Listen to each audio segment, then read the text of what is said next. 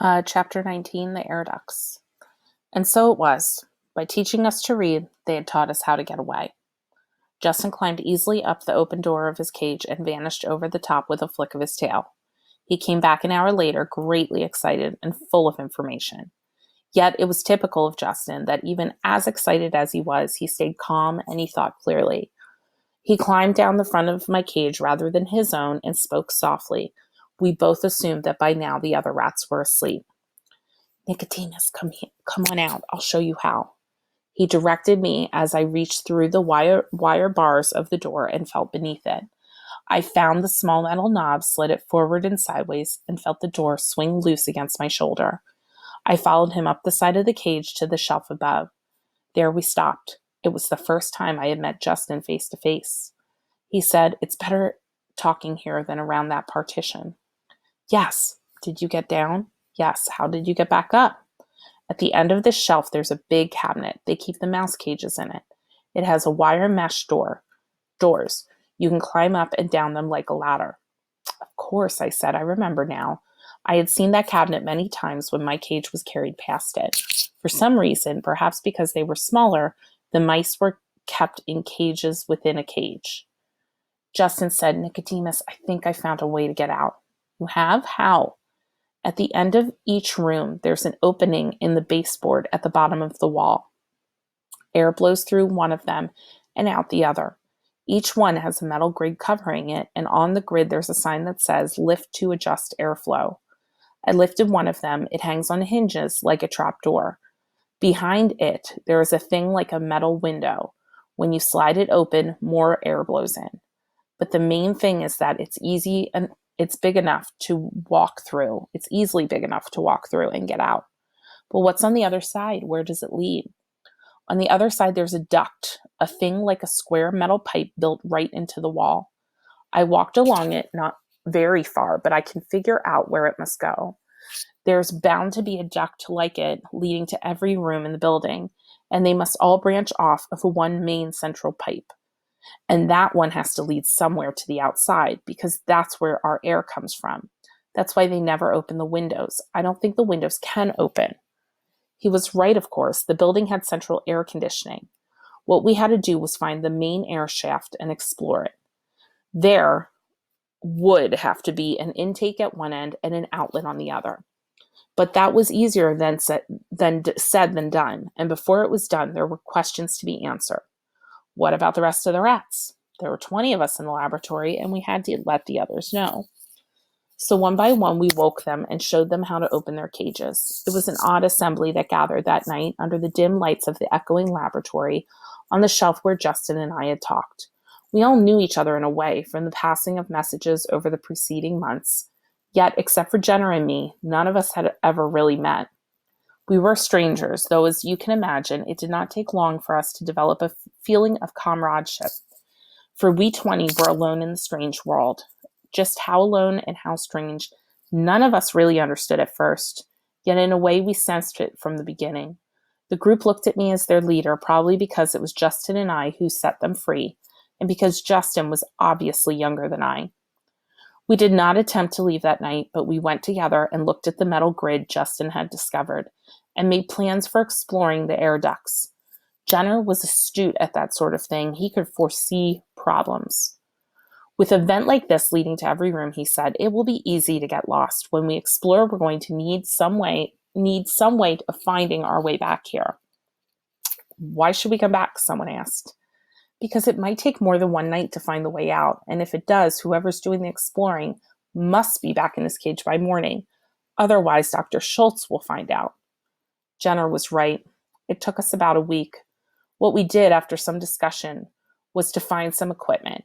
First, a large spool of thread was in one of the cabinets, where some of us had seen Julie place it one day. Second, a screwdriver that was kept on a shelf near the electric equipment, because, as Jenner pointed out, there would probably be a screen over the end of the air shaft to keep out debris, and we might have to pry it loose. What we really needed was a light, for the ducts at night were completely dark. But there was none to be had, not even a box of matches. The thread and the screwdriver we hid in the duct a few feet from the entrance. We could only hope that they would not be missed, or if they were, because it may take more than one night to find the way out. If it does, whoever is doing the exploring must be back in his cage by morning. Otherwise, Dr. Schultz will find out. Jenner was right. It took us about a week. What we did after some discussion was to find some equipment. So first, a large spool of thread in one of the cabinets where some of us had seen Julie place it one day. Second, a screwdriver that was kept on a shelf near the electric equipment, because as Jenner pointed out, there would probably be a screen over the end of the air shaft to keep out debris, and we might have to pry it loose. What we really needed was a light, for the ducts at night were completely dark. But there was none to be had, not even a box of matches. The thread and screwdriver we hid in the duct a few feet from the entrance. We could only hope they would not be missed, or that if they were, they would not be suspected. Justin and two others were chosen as the exploration party. One of the others was Arthur, whom you've met.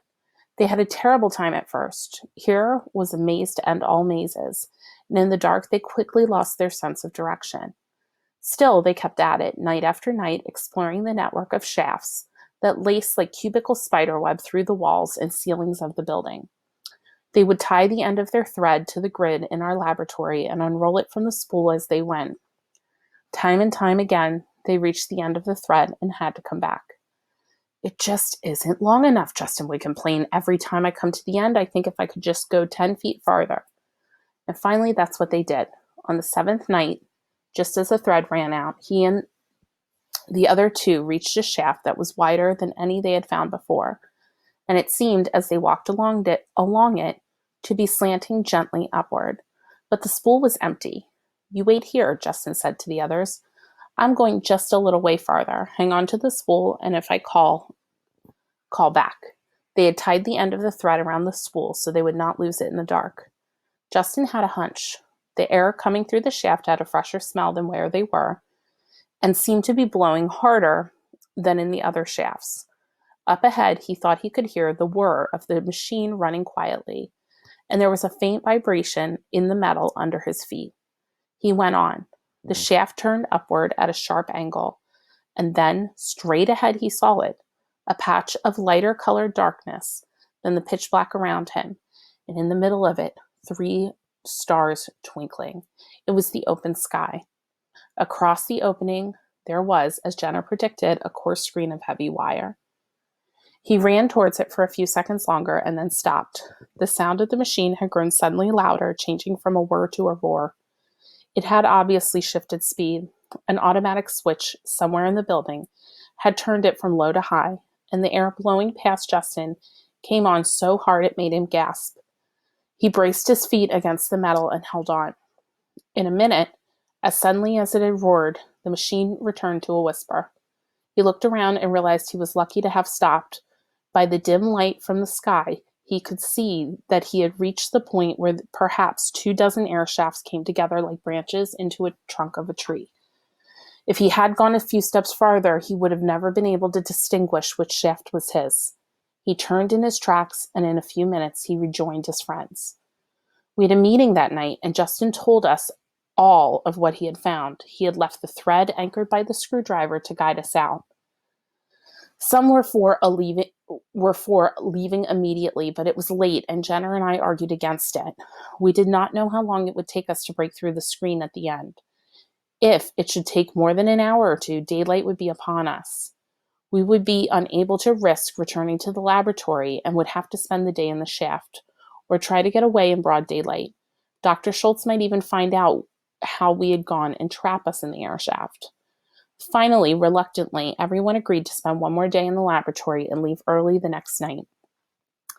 But it was a hard decision, with freedom so near and everyone thinking as I did. Suppose Dr. Schultz grew suspicious and put locks on our cages. Suppose someone found our thread and pulled it out. This was unlikely. The near end tied to the spool was 6 feet up in the shaft, well hidden. Just the same, we were uneasy.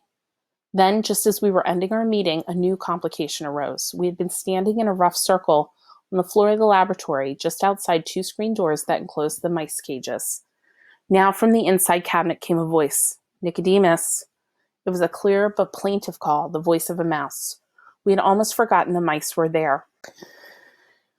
Nicodemus, it was a clear but plaintive call, the voice of a mouse. We had almost forgotten the mice were there, and I was startled to hear that one of them knew my name. We all grew quiet.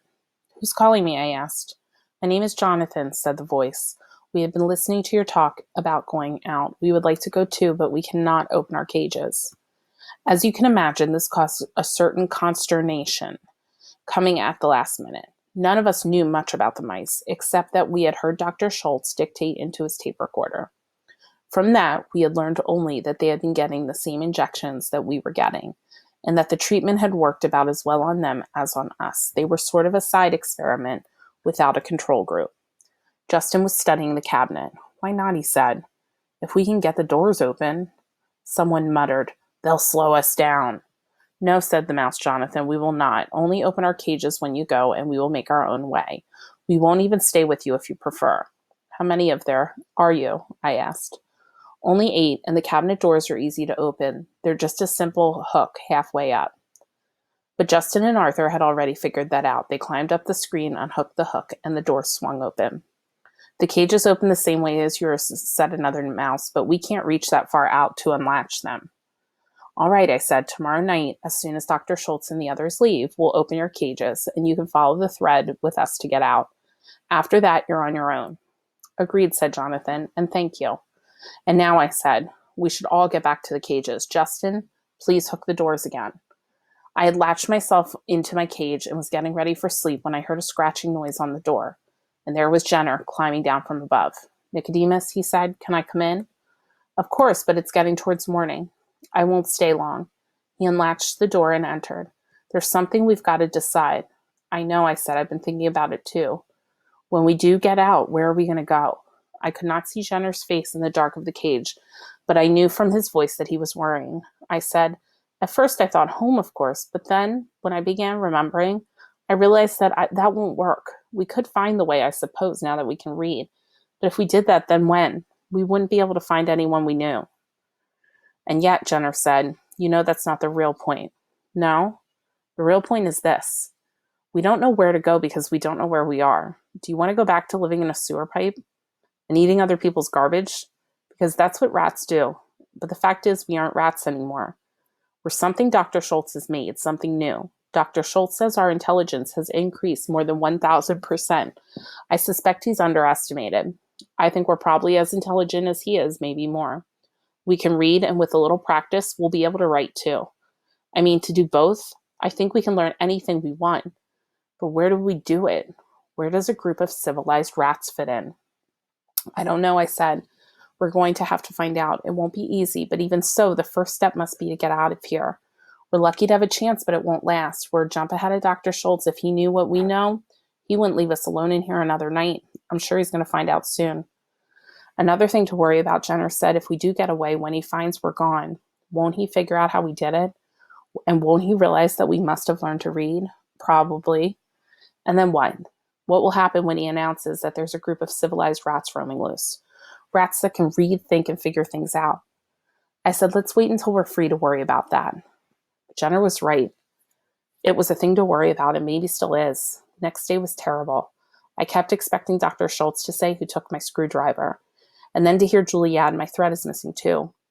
That could have happened and set them into thinking, but it didn't. And that night, an hour after Julie, George, and Dr. Schultz left the laboratory, we were out of our cages and gathered, the whole group of us, before the mouse cabinet. Justin opened its doors, unlatched their cages, and the mice came out. They looked very small and frightened, but one strove bravely forward. You are Nicodemus, he said to me. I'm Jonathan. Thank you for taking us out with you. We're not out yet, I said, but you're welcome. We had no time for chatting. The light coming in the windows was turning gray. In less than an hour, it would be dark, and we would need light to figure out how to open the screen at the end of the shaft. We went to the opening in the baseboard. Justin, I said, take the lead. Roll up the thread as you go. I'll bring up the rear. No noise. There's sure to be somebody awake somewhere in the building. We don't want them to hear us. I did not want to leave the thread where it might be found. The more I thought about it, the more I felt sure Dr. Schultz would try to track us down for quite a few reasons. Justin lifted the grid, pushed the sliding panel, and one by one we went through. As I watched the others go ahead of me, I noticed for the first time that one of the mice was white. Then I went in myself, closing the grip. With Justin leading the way, we moved through the dark passage quickly and easily. In only 15 or 20 minutes, we had reached the end of the thread, and then, as Justin had told us it would, the shaft widened. We could hear the whir of the machine ahead, and almost immediately we saw a square of gray daylight. We reached the end of the shaft, and there a terrible thing happened. Justin, you will recall, had told us that the machine that pump pulled air through the shaft had switched from low speed to high when he first explored through there. So we were forewarned. The trouble was the forewarning was no use at all, not so far as the mice were concerned. We were approaching the lighted square of the opening when the roar began. The blast of air came like a sudden whistling gale. It took my breath and flattened my ears against my head, and I closed my eyes instinctively. I was still in the rear, and when I opened my eyes again, I saw one of the mice sliding past me, clawing uselessly with his small nails at the smooth metal beneath him. Another followed him, and still another, and as one by one they were blown backward into the dark maze of tunnels we had just left, I braced myself in the corner of the shaft and grabbed at one as he slid by. It was the white mouse. I caught him by one leg and pulled him around behind me and held on. Another blew face on into the rat ahead of me and stopped there. It was Jonathan, who had been near the lead, but the rest were lost, 6 in all. They were simply too light. They blew away like dead leaves, and we never saw them again. In another minute, the roar stopped and a rush of air slowed from a gale to a breeze, and we were able to go forward again. I said to the white mouse, "You better hold on to me. It might happen again." He looked at me in dismay. "But what about the others? 6 are lost. I've got to go back and look for them." Jonathan quickly joined him. "I'll go with you." "No," I said, "that would be useless and foolish. You have no idea which shaft they were blown into, nor even if they all went the same way. And if you should find them, how would you find your way out again? And suppose the wind comes again. Then there would be 8 lost instead of 6.